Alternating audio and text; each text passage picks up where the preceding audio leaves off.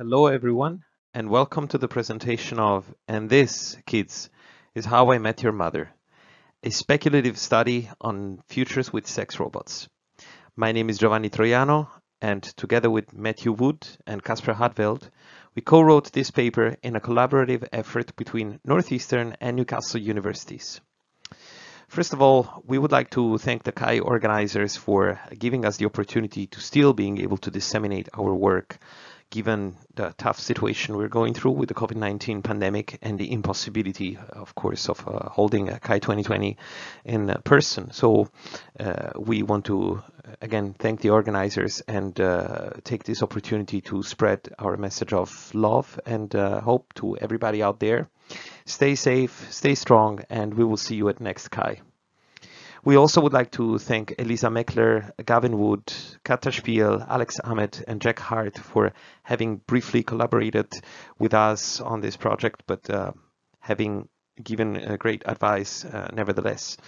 And it goes without saying that this presentation contains adult themes as we talk about sex robots, sex and sexuality. So if for any reason you do not feel comfortable with this type of subjects, this is the time where you should opt out of this presentation.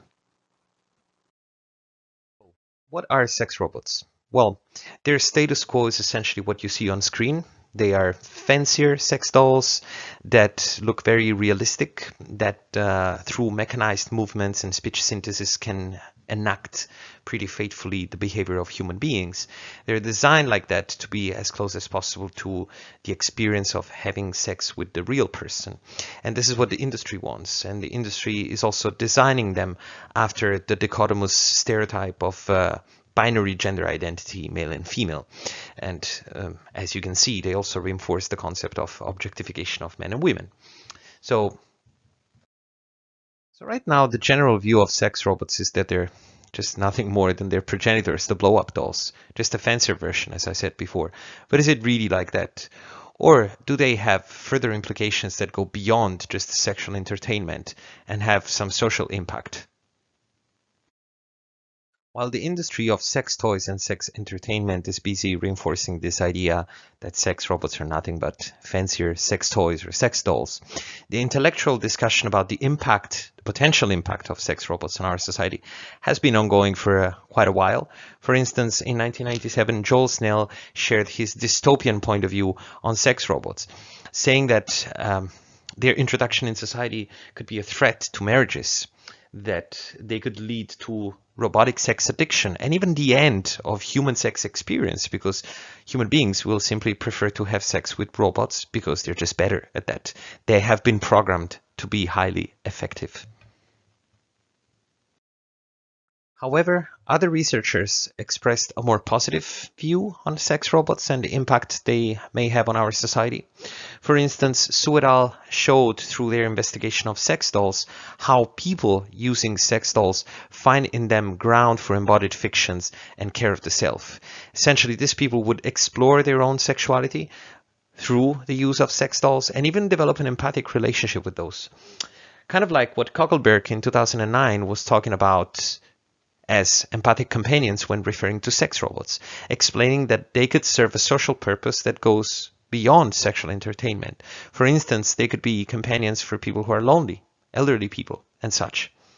And Bendel in 2017 explained or envisioned that the sex robots could complement the sexual activities we have with human peers, and so be used for sexual or develop a sexual well-being. However, as an HCI community, why should we care and how can we contribute to research on sex robots? Well, we should care because we have a lot of expertise that others might not have, such as expertise in critical design, user experience, participatory design, and with the emergent work on sexual HCI, we have developed a lot of ethical considerations that, for instance, the industry doesn't have. For example, through participatory design, we could involve stakeholders from the LGBTQA community or the feminist HCI community to help counter the heteronormativity in the design of current sex robots. So as you can see, this topic is sensitive and is timely for HCI. What we did in this paper to engage HCI with research on sex robots, we took a speculative angle to it.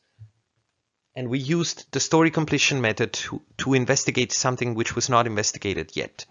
The commonplace assumptions and the cultural ideas surrounding sex robots. How do people see a future life or a future society with sex robots? What kind of ideas they have developed? So we used the story completion method, which was introduced by Wood et al. In 2017 in the paper Tixel Pits, where they investigated VR and pornography with this method. And the method is essentially very simple. You present the participant with the story stem. In this case, our story stem was Morgan is about to have an encounter with the sex robot. What happens next? And then the participant writes and develops a story based on that story stem. The difference with the Tixel Pits paper in our case was that we did not disclose the gender of Morgan. We let the participants attribute a gender to Morgan. And we also introduced multiple perspectives. We had 35 participants assigned to writing a story from either Morgan's perspective or the robot perspective to encompass and have an holistic overview of what people think about sex robots from both the human and the technology perspective. And now I will give the floor to Matthew, who will summarize and present the most interesting insights from our results. Thanks, Giovanni. So here's the context for our title quote, which hints at the potentially transformative role that sex robots might play in a future society, something that's embedded within its very fabric, which some researchers suggest is not that far away. And really this encompasses the three themes of meaning making that we identified in the stories, that have a highly commodified commercial experience, a seamless, efficient delivery of routinal sexual tasks, and the Uncanny Valley, where the robot is characterised by an endearing artificiality.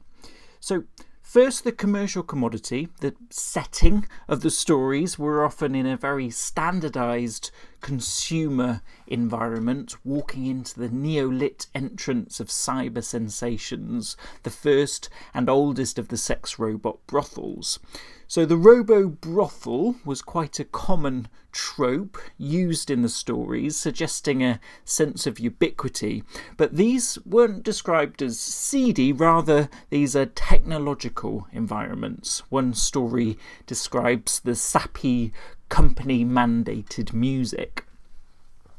But importantly, this was almost always described as a trade of commerce. It's a monetary transaction. The stories followed this transactional sequence, and our protagonist was the customer. So as you can see here, there's two differing constructions of this, from an expensive spa-like activity in the first quote to more of a vending machine in the second.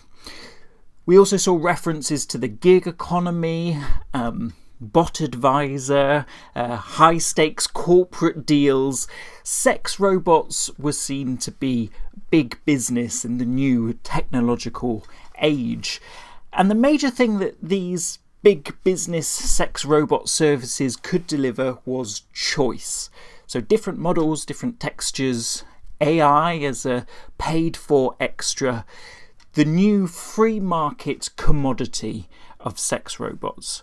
But such a mix and match approach also indicated a sense of sexual fluidity. So the idea of shape-shifting, morphing genitalia, pushing the boundaries of a post-human sexuality in this imagined future human-machine relationship. And we'll revisit this briefly in a moment in our final theme. But first I want to talk about the efficient mundanity.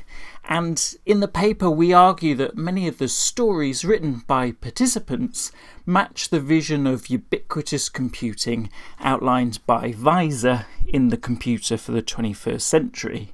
This is a vision of calm, proactive computing, seamlessly adapting to a user's needs. sometimes cross-referencing with net history, facial recognition, detecting heart rate, health biometrics, all of course introducing some important ethical questions here.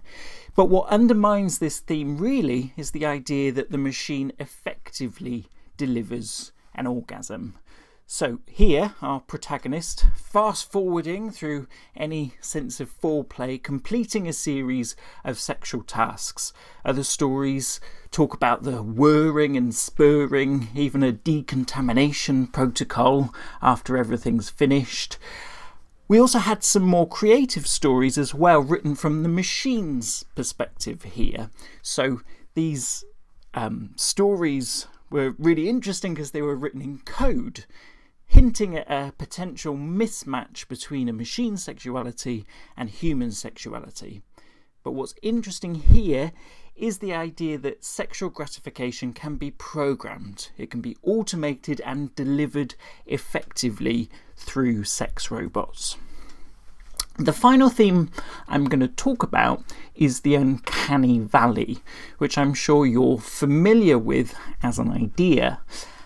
And really here we're looking at the Uncanny Valley as a culturally pertinent idea, which many participants drew on explicitly in their stories, and was a common way of making sense of this encounter. The humanity of the sex robots, something that participants grappled with, drawing similarities here to a philosophical zombie, an absence of humanity, but the notion that these machines are taking on a certain form of consciousness, asking the question, is there anything going on behind the circuitry and programming? Which came to a head in some of the stories, drawing on an end-of-the-world narrative, which is particularly interesting to revisit now at the time of a pandemic. People barred themselves indoors, forgetting of the previous sex bots they had purchased that were under the hive mind's control. It was a sextinction. As we've seen from the results, the cultural ideas and commonplace assumptions surrounding sex robots emerging from our participant stories rest around the notions of consumerism, mundanity, and uncanniness.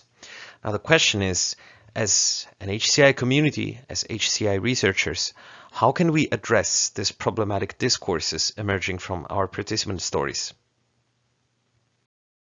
Regarding consumerism, we should apply and promote third-wave HCI values for a more sustainable and responsible redesign of sex robots, as well as move away from gender stereotypes and involve a more diverse community of stakeholders in participatory design efforts. To help counter mundanity, we should start rethinking the design of sex robots beyond commodity and disposability, and possibly more towards the empathic companions that we mentioned earlier in this presentation. Also, in such a sensitive context, we should ask ourselves, what does it mean to design a good technology?